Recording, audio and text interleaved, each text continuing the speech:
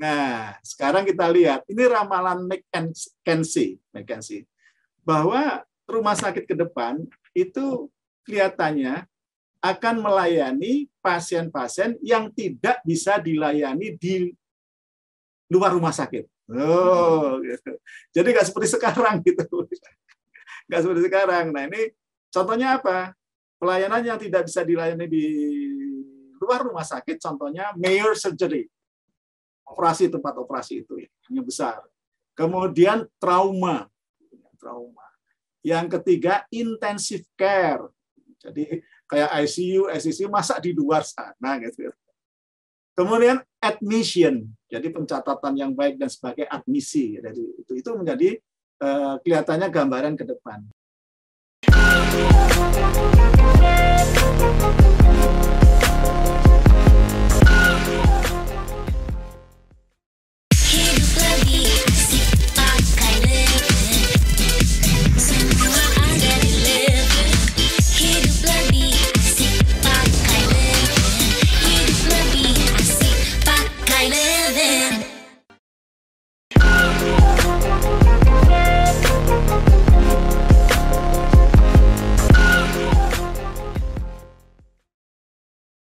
Assalamualaikum warahmatullahi wabarakatuh.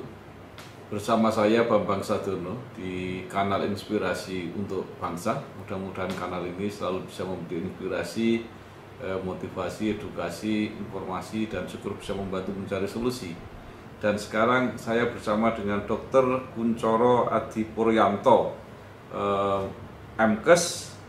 Saat ini beliau adalah Sekretaris Dewan Pengawas Perhimpunan Rumah Sakit Seluruh Indonesia, Persi. Apa kabar, Dr. Kuncoro? Kabar baik. Assalamualaikum warahmatullahi wabarakatuh. Mas Bambang Sadono yang luar biasa.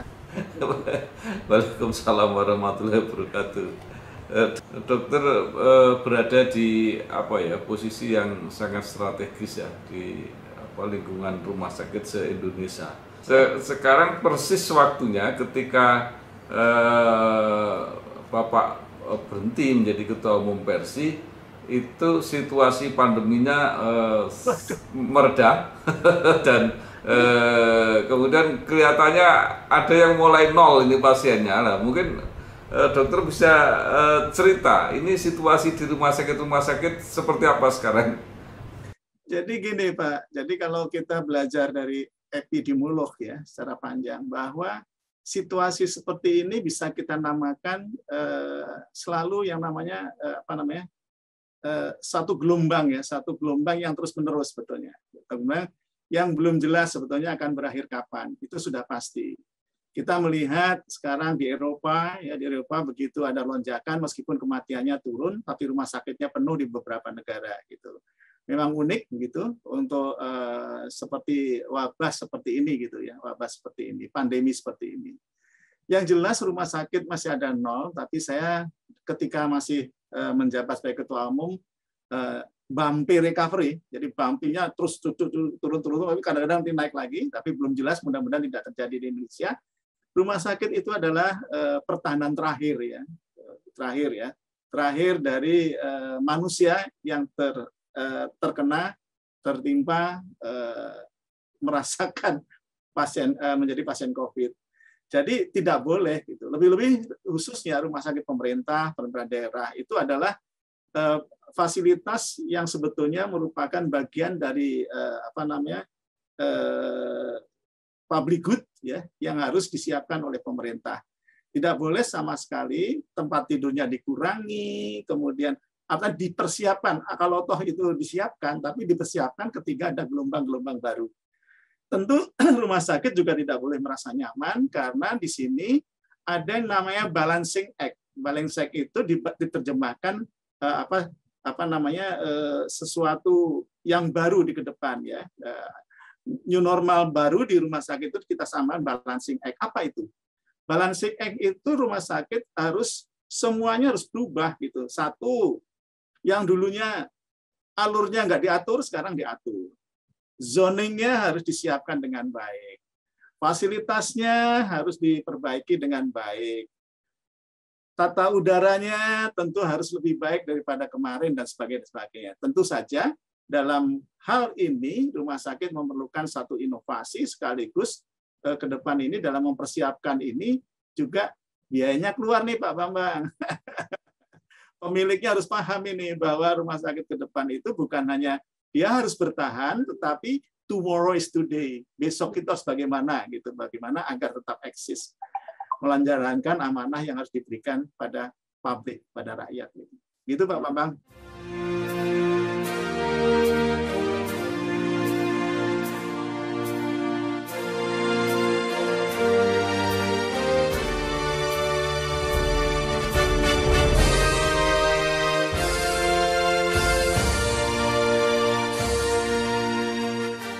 Jadi apa ya, seberapa besar ya, walaupun tidak pasti orang mengatakan bahwa kemungkinan ada, tapi seberapa besar kemungkinan gelombang ketiga itu, Dok? Waduh, ini harusnya bagiannya epidemiolog. Saya bagiannya ngobatin kalau ada rumah sakit yang sakit, Pak. Gini. Jadi yang saya katakan ini bumpy recovery ya, gelombang naik turun. Itu sangat tergantung dari itu, di samping 3T dan 5 ya. Dan 5 ini harus betul-betul dilakukan oleh pemerintah, masyarakat, dan diri saya sendiri, diri kita sendiri, untuk melindungi bukan diri kita tapi juga orang lain. Jadi tampaknya kita lihat saja nanti upaya-upaya pemerintah dalam kebijakan untuk menurunkan kembali, terutama di akhir tahun ini. Kita lihat saja nanti gelombang itu akan kelihatan dengan baik, apakah akan hadir di sini. Sekaligus sebetulnya perlu juga penelitian yang lebih mendalam gitu tentang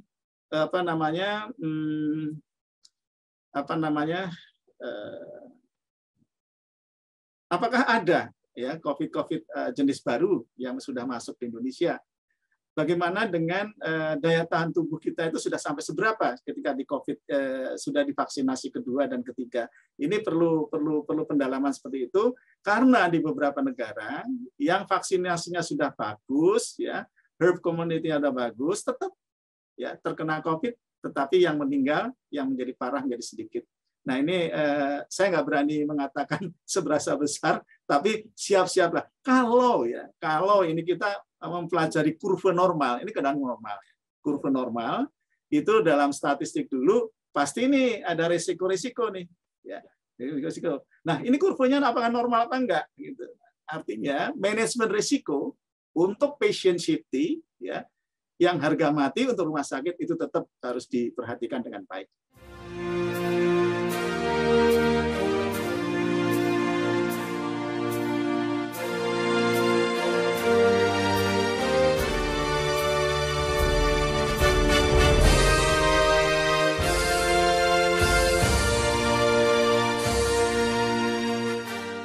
Ya, sekarang yang tidak ramalan, tapi sesuatu yang pasti manageable ya. Artinya rumah sakit harus memanage. Karena sekarang common sense, masyarakat mengatakan pandemi menurun dan mereka sekarang berbondong-bondong lagi, yang tadinya takut ke rumah sakit datang ke rumah sakit. Nah, itu kan tentu memerlukan penyesuaian-penyesuaian. Yang kamar-kamar dulu disiapkan untuk COVID pasti harus dikembalikan untuk melayani yang pasien-pasien yang lain seperti itu. Nah, situasi seperti ini seperti apa sekarang yang tampak di rumah sakit? Jadi gini Pak Mas Atono. Jadi rumah sakit itu kemarin telah mengabsorb, mengadop, dan mentransformasikan ketika terjadi COVID, terutama yang luar biasa pada gelombang kedua pada bulan Juli. Nah, itu fisiknya sudah menyesuaikan sebetulnya. Meskipun ada yang semi permanen dan sebagainya. Nah, itu sudah terjadi di rumah sakit, terutama rumah sakit rujukan COVID. Nah, selama ini nanti juga pasien-pasien rujukan COVID tidak boleh terus kembali tidak akan menerima pasien COVID kalau terjadi rujukan, enggak. Dan diperintahkan oleh pemerintah sendiri untuk mempersiapkan ketika terjadi gelombang lagi itu sudah siap X itu. Jadi besarannya saya nggak bisa mengatur lah, mudah-mudahan karena pasien rumah sakit itu tergantung perilaku lingkungan yang lain yang ada di luar rumah sakit. Nah, artinya bahwa pasien-pasien non COVID seperti apa ya, seperti meledak kembali itu betul ya? Iya, itu betul. Itu terjadi. Sekarang sudah mulai kembali, tetapi rumah sakit kan sudah tadi balance act. Ya, alurnya sudah berbeda, tetap pola pemeriksaannya, cara uruntunnya juga berbeda, ya. Kemudian zoningnya di rumah sakit juga tetap dipertahankan.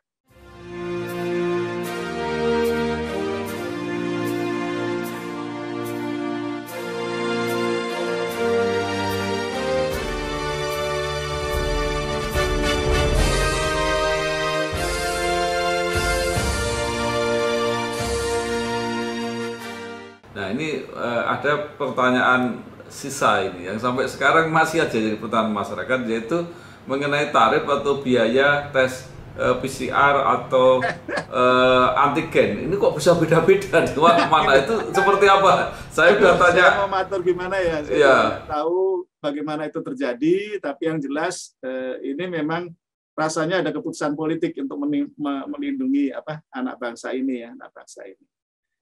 Meskipun itu kan secara faktual itu dilakukan analisis juga oleh BPKP, ya, BPKP. Jadi saya rasa itu ada sesuatu yang mendasar untuk analisis kebijakan publiknya itu dilakukan, dan penyusun kebijakan itu juga sudah berhati-hati menurut saya sih gitu. Nyatanya bisa dan berjalan dengan baik. Tetapi dengan hukum demand and supply, coba kita lihatlah di awal COVID ini, coba bagaimana kita keterlangkaan barang, ya, supply and demand-nya nggak seimbang, itu tentu saja supplier itu kesempatan, ya, kesempatan. Dan memang dicari, nggak ada barangnya. Sampai negara ini turun tangan di bagaimana bisa berhubungan dengan negara lain untuk mendapatkan vaksin secepatnya, mendapatkan obat secepatnya, luar biasa itu. Ini kalau saya boleh pendapat pribadi, ya, itu ada dua wanita superhero di Indonesia ini, Menteri Luar Negeri dan Menteri Keuangan, luar biasa. Bagi saya, ya. Mungkin bagi lain bisa bertambah lain. Itu luar biasa, di samping Satgasnya luar biasa, Menteri Kesehatannya, Pak Luhutnya luar biasa. Bagi saya luar biasa.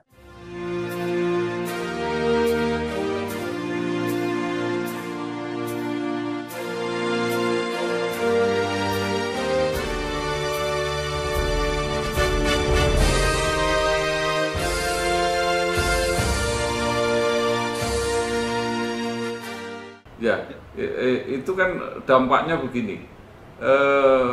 Kalau dimurahkan, artinya ada yang bisa murah. Orang khawatir, jangan-jangan ini kualitasnya nggak bagus. Tapi kalau mahal, orang juga khawatir. Jangan-jangan ini banyak pihak yang mengambil untung. Itu masalahnya. Jadi keraguan itu yang sekarang sebenarnya masalah masyarakat itu. Saya paham itu. Pahami, itulah fenomena yang berlaku di Indonesia saat ini. Jadi antigen atau PCR tentu itu udah dapat labeling, ya, dari BP POM. Kalau belum, ya belum, jangan gitu. Nah, itu termasuk itu. Jadi kita masyarakat harus hati-hati terhadap hal itu. Ya, kalau murah dan mahal itu relatif sebetulnya, karena dengan barang murah yang berkualitas bisa dijual mahal juga gitu loh. Artinya salah satu yang paling konkret nyata itu dok, harga antigen di stasiun dengan di lab itu beda. Ya. Saya kira begini, Pak, itu mungkin loh kalau waktu saya mengelola rumah sakit itu ada sesuatu. Satu misalnya antigen yang di stasiun dia belinya paket banyak banget. Kemudian satu mungkin juga mendapat subsidi juga. Nah, jadi sehingga biaya operasionalnya cukup ringan dan sebagainya, ditekan sedemikian rupa dengan harapan karena kereta api adalah transportasi publik yang diharapkan juga bisa terbeli dan tidak menjadi beban dari masyarakat itu sendiri.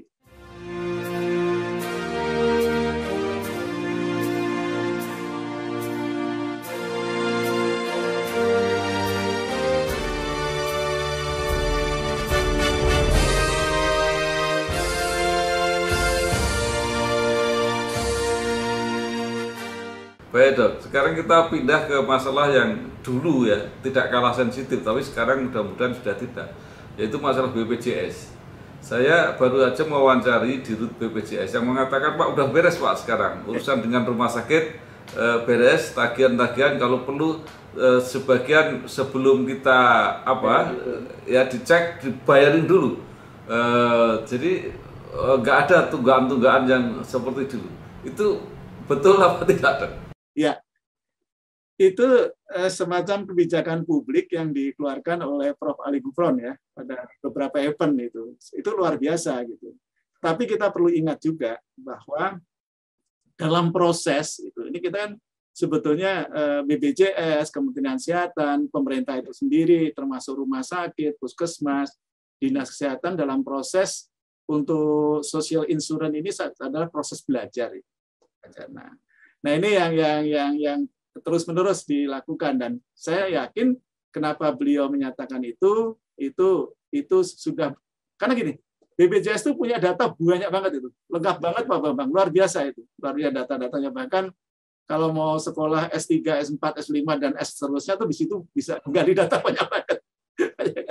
Nah ini semakin ke sini tentu semakin di rumah sakit sendiri ada satu proses belajar gitu. Sehingga dispute atau yang tidak bayaran itu juga semakin sedikit meskipun selalu ada karena tentu saya tidak tahu, yang jelas kadang-kadang itu terjadi peraturan yang berubah menurut rumah sakit yang nun jauh di sana yang belum sempat belajar. Nah, itu juga jadi masalah. Belum petugas BPJS itu sendiri, ya bukan di seantero Nusantara tidak semuanya mempunyai kemampuan komunikasi yang efektif. Demikian juga direktur rumah sakitnya, dokternya juga demikian. Pasti ada satu miss, ada gap di situ. Nah ini tentu bagian dari proses belajar bareng lah. Nanti kalau toh masih terjadi ada masalah, ya saya sudah minta nih sama Prof. Ali Gufron pada waktu itu, ayo kita komunikasi yang baik lah. Nah, mudah-mudahan nanti versi yang baru ini akan menjadi lebih baik lagi dalam membangun komunikasi yang efektif. Juga demikian dengan Kementerian Kesehatan agar calon korban rumah sakit itu diajak ngomong gitu. Dok, tapi yang pasti bahwa tunggaan BPJS yang dulu sampai berbulan-bulan itu sekarang sudah tidak ada lagi ya? Ya dengan seperti ini nantinya tidak ada lagi. Karena akan dibayar ya, tapi itu kegiatannya ada kriterianya Pak Bambang Sadono. Jadi dibayar 60% itu berapa? Ada indikatornya, Jadi tidak semudah apa yang dibayangkan.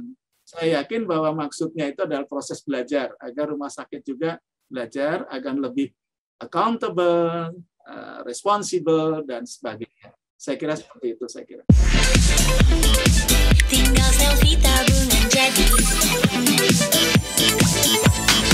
Hidup lebih asik pakai Leven. Hidup lebih asik pakai Leven. Nah, karena merasa bahwa BPJS juga sudah melayani dengan lebih baik, maka BPJS itu juga mengimbau agar pelayanan rumah sakit juga lebih baik. Jangan sampai peserta BPJS itu mendapat pelayanan kelas 2 lah gitu kira-kira. Gimana? Saya gini loh, sebetulnya kalau membangun suatu organisasi yang baik ya, artinya kita anggap ini suatu rumah besar, suatu ekosistem, maka kalau toh ada yang tadi bicaranya di nomor 2 dan sebagainya, itu bagian dari evidence base, data yang harus dipelajari dengan baik. Jangan sampai rumah sakit yang anggap aja udah ribuan itu melakukan hal yang terbaik, tetapi ada 1-2 rumah sakit yang masih melakukan itu. Karena saya yakin Bapak Ibu sekalian, jadi Pak Bambang Sadono bahwa ini institusi pelayanan publik yang namanya rumah sakit itu luar biasa Pak. Itu beda sekali dengan isi pelayanan publik lain. Karena di literatur bahkan di tulisan saya lupa ya bahwa di dunia ini ada 2 organisasi yang paling rumit, yaitu NASA yang nomor 2 rumah sakit. Di dalamnya rumah sakit itu serba padat, pada teknologi, di situ banyak sekali manusianya, lebih banyak, profesinya banyak banget, yang mempunyai perilaku beda-beda, beda-beda ya. Terjadi interkolaborasi, interdisiplin yang begitu rumitnya. Padahal yang dikelola manusia, dia sendiri manusia. Ya, dia masih ada yang misalnya berseteru dengan istri atau suaminya dibawa ke rumah sakit, ada gitu. Jadi pasti ada. Yang penting ini komunikasi seperti ini agar membangun masyarakat itu menjadi lebih percaya lagi, itu menjadi lebih baik lagi. Sayangnya ini saya tambahkan Pak Bambang, bahwa yang memanfaatkan kelihatannya loh di beberapa pertemuan memanfaatkan betul ya dana BPJS untuk sakit itu masih segmen menengah ke atas. Dan bisa dibayangkan, Pak, yang ke bawah belum, nanti coba ditanyakan ke BPJS dah, itu ada datanya itu di sana atau di Kementerian Kesehatan. Dan yang kedua, memang akses itu nggak mudah. Coba bayangkan Pak Bambang Sadono yang pernah di pusat sana, yang pernah kemana-mana. Itu orang yang sakit misalnya ya di Papua sana yang harus secara rutin yang bisa dilayani di mana? Di Jakarta, itu apa yang bisa dilakukan? Ya, transportnya siapa yang bayar, yang bayar keluarganya siapa, itu ceritanya. Nah ini maka akses dan mutu itu tidak mudah. Untuk rumah sakit quality itu tidak mudah, tetapi bagian dari selalu proses yang belajar terus.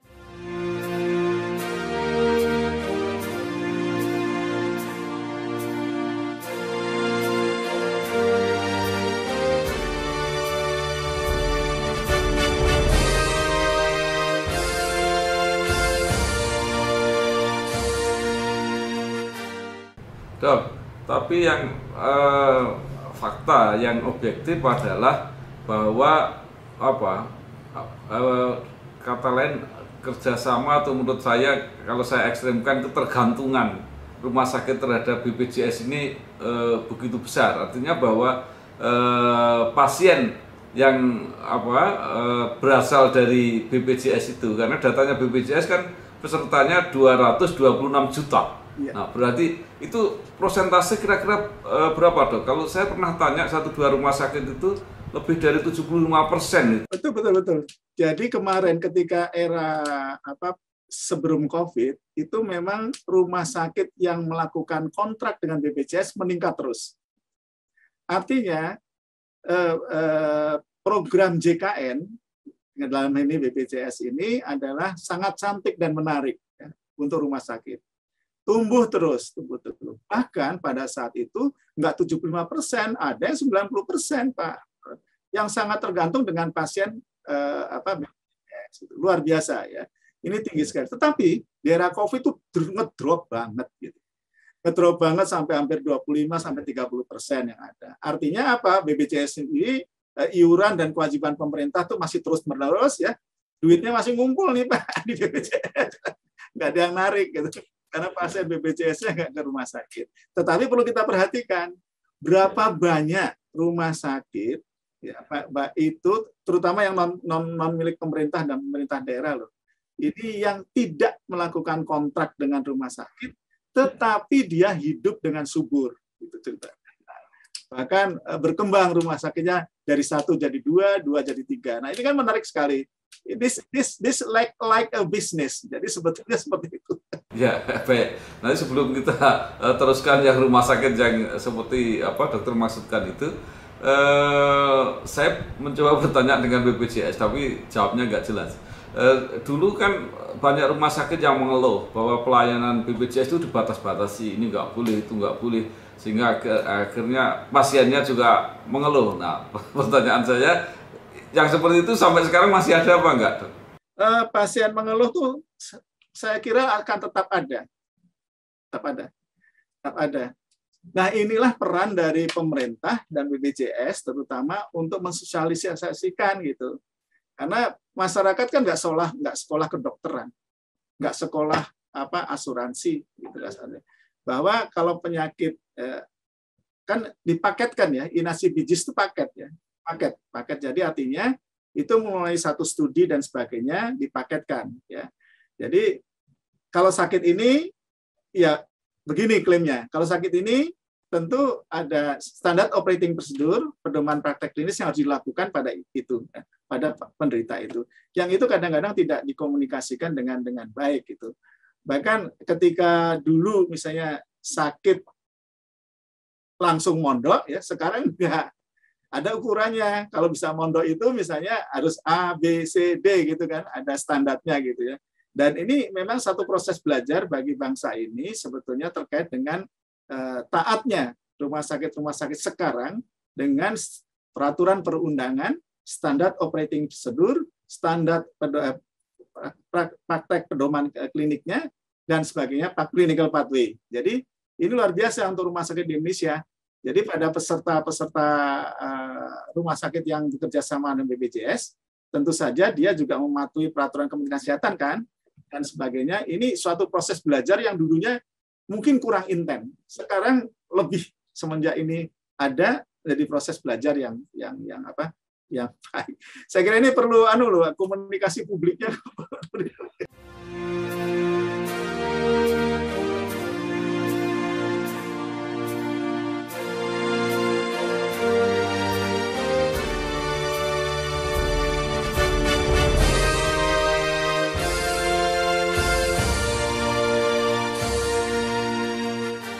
Ya dok, saya mau meneruskan tadi, dokter mengatakan bahwa rumah sakit tumbuh. Dan itu betul, di pemerintah daerah itu sekarang berusaha mereka, kalau nggak satu kawedanan gitu ya kira-kira, tapi ada yang tiap kecamatan pengen ada rumah sakit RSUD itu. Kemudian di kota-kota rumah sakit swasta bermunculan. Nah pertanyaan saya, apakah memang kebutuhannya itu seperti itu? Saya bayangkan seperti ini, ketika orang rame-rame membangun sekolah, itu ada sekolah-sekolah yang tidak kebagian murid gitu ya. Mungkin nggak terjadi itu dok. Jadi gini ya, ini memang unik sekali ya Pak Sudono. Pertumbuhan rumah sakit di era COVID ini luar biasa juga gitu. Luar biasa. Jadi sayangnya pertumbuhan itu di rumah sakit yang sebelum COVID juga luar biasa, saat COVID juga luar biasa. Sayangnya pertumbuhan ini terjadi dengan pesat di regional 1, Pak Bambang. Regional 1 ya Banten, DKI, Jawa Barat, Jawa Tengah, Jawa Timur. Gitu. Nah, itu luar biasa, terutama rumah sakit kelas C dan kelas D. Ya, kelas D. Ini luar biasa. Nah, pertanyaannya tadi, jangan-jangan kayak bangunan sekolah ya. Nah, sekarang kita lihat, ini ramalan McKinsey, bahwa rumah sakit ke depan itu kelihatannya akan melayani pasien-pasien yang tidak bisa dilayani di luar rumah sakit. Gitu. Jadi nggak seperti sekarang gitu, nggak seperti sekarang. Nah ini contohnya apa? Pelayanan yang tidak bisa dilayani di luar rumah sakit, contohnya major surgery, tempat operasi itu yang besar.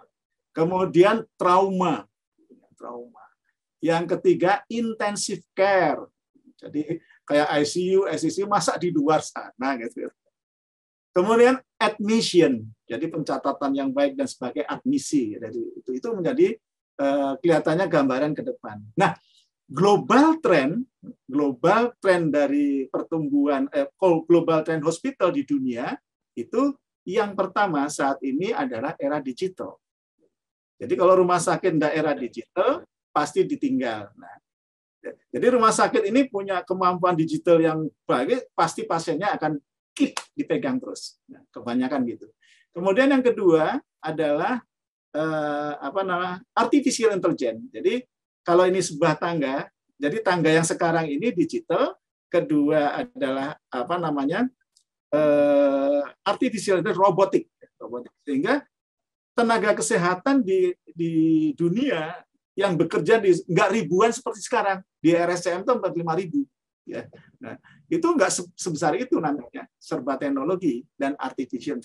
Yang ketiga, rumah sakit ke depan tuh least person. Tenaganya semakin sedikit tadi.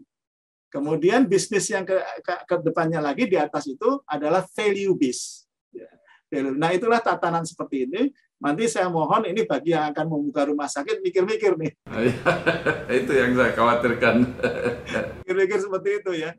Akan mudah-mudahan nggak rebutan saling belum nggak mudah lo bikin rumah sakit itu. Rebutan tenaga itu gimana lo?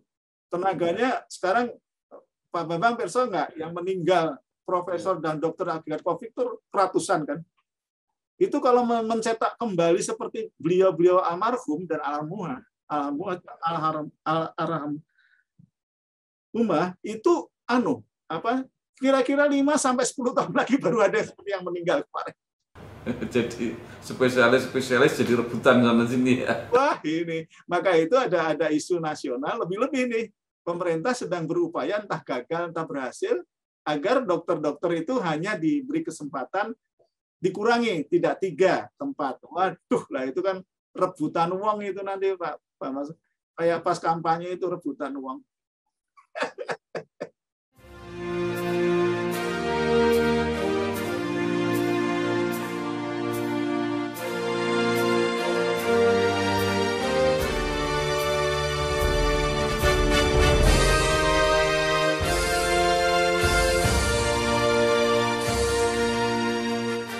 Dok, sekarang pertanyaan agak berbeda sedikit untuk mengukur atau mendeteksi kualitas pelayanan itu masih banyak nggak orang Indonesia yang berobat ke luar negeri?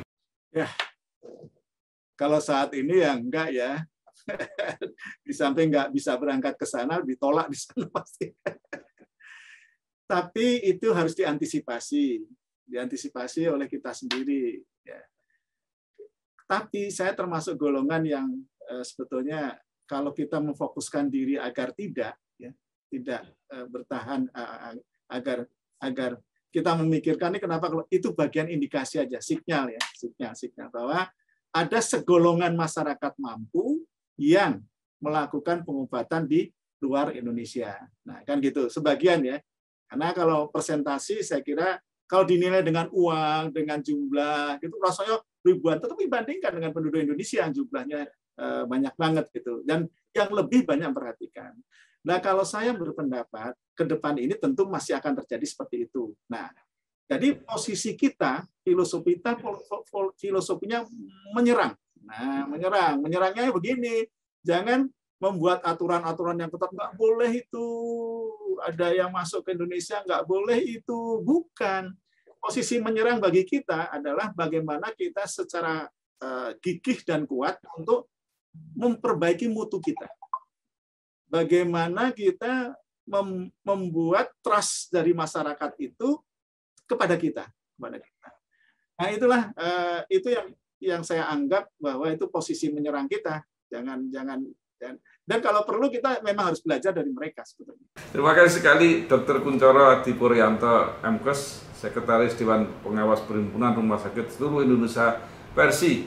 Berbagai hal yang sudah disampaikan mudah-mudahan menambah pengetahuan dan memberi inspirasi kita semua, dan mudah-mudahan bermanfaat ke depan. Sekali lagi terima kasih, sukses. Sami-sami. Selamat berjuang terus. Tadi tidak berlebihan dan banyak kurangnya saya mohon maaf. Wassalamualaikum warahmatullahi wabarakatuh. Waalaikumsalam warahmatullahi wabarakatuh.